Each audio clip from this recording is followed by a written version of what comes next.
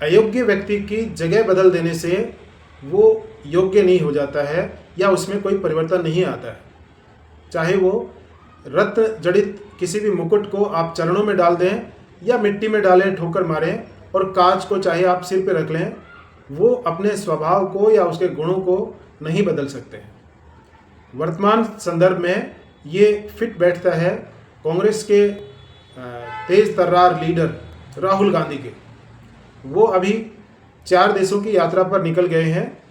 Brazil और कुछ अफ्रीकी देशों में।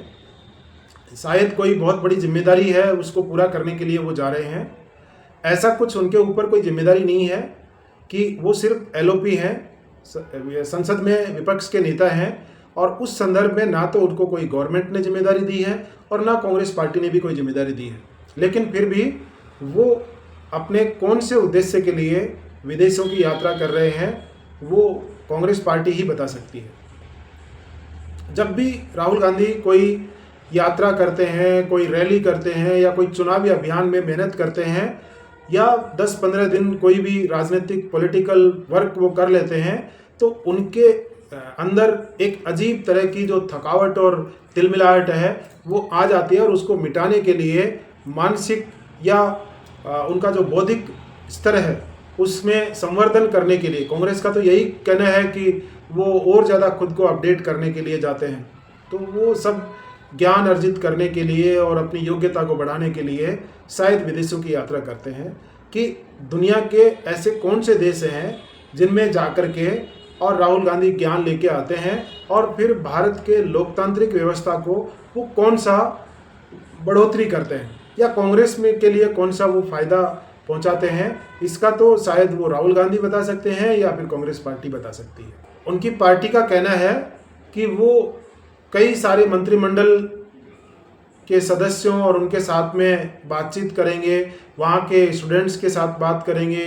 यूनिवर्सिटी, कॉलेज और व्यापारियों के साथ बात करेंगे, और शायद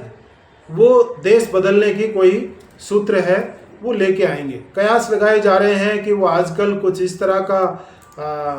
केमिकल या कुछ बना रहे हैं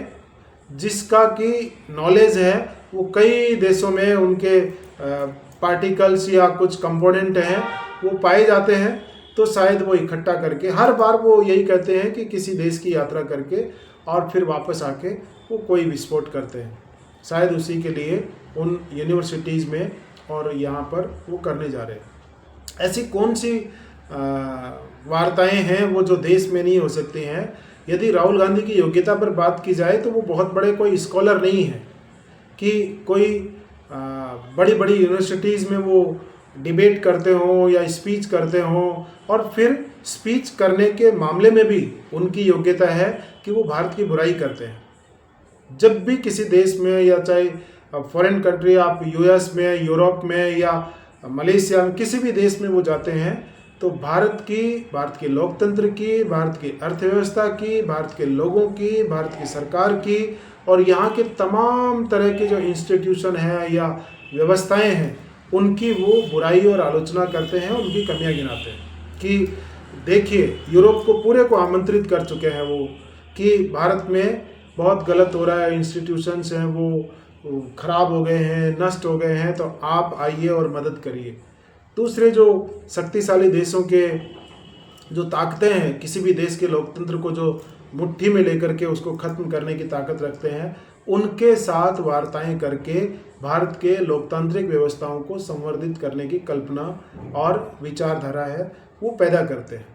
ऐसी नॉलेज और ज्ञान है वो लेके आते हैं कि यहाँ आते ही वो भारत के जो इंस्टीट्यूशंस हैं उनको धता बधाते हैं, उन पर अटैक करते हैं।